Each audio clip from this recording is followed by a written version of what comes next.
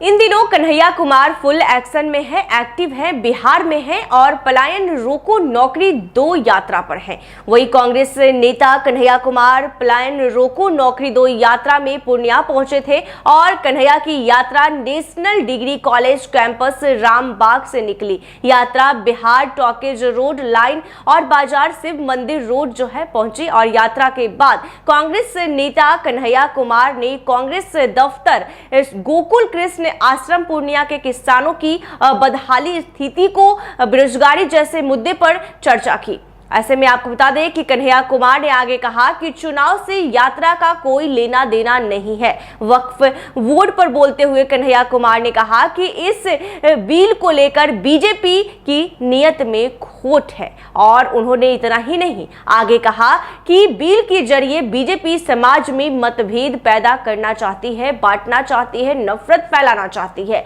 BJP की एक मंशा रही है कि संप्रदाय के आधार पर कैसे समाज को जो है विभाजित कर दिया जाए और ऐसे में किसी जमाने में पूर्णिया सीमांचल और कोसी का सेंटर पॉइंट हुआ करता था।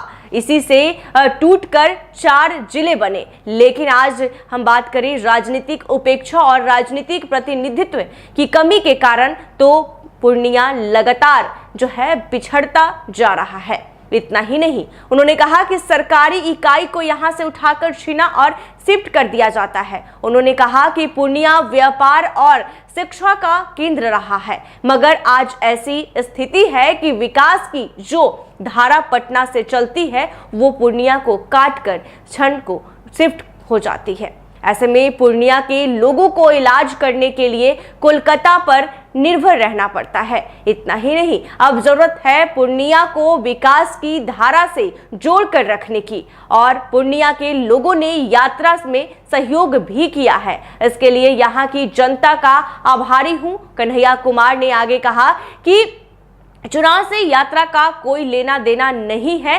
विधानसभा चुनाव में प्रचार करने या उनके चुनाव लड़ने पर उन्होंने कहा कि चुनाव आने पर ये निर्णय करेंगे कि उन्हें चुनाव लड़ना है या नहीं लड़ना है। वो आगे वक्फ वोट पर बोलते हुए कन्हैया कुमार ने कहा कि इस बिल को लेकर बीजेपी की नीयत में खोट है और इतना ही नहीं, इसके जरिए ही बीजेपी समाज में मतभेद पैदा करना चाहती है, बांटना चाहती है, नफरत फैलाना चाहती है। सरकार कह रही है हम मुसलमान की जमीन लेकर मुसलमान को अमीर बनाएंगे, जबकि ऐसे में यूपी में बीजेपी ने मुस्लिम भाइयों को कहा कि अपनी छत पर आप नमाज नहीं पढ़ सकते। जब सरकार अपने छत से ही नमाज पढ़ने की इजाजत नहीं दे रही है तो क्या इस बात पर विश्वास किया जा सकता है कि मुस्लिमों को जमीन लेकर बीजेपी जो है मुसलमानों को ही ये जमीन देगी?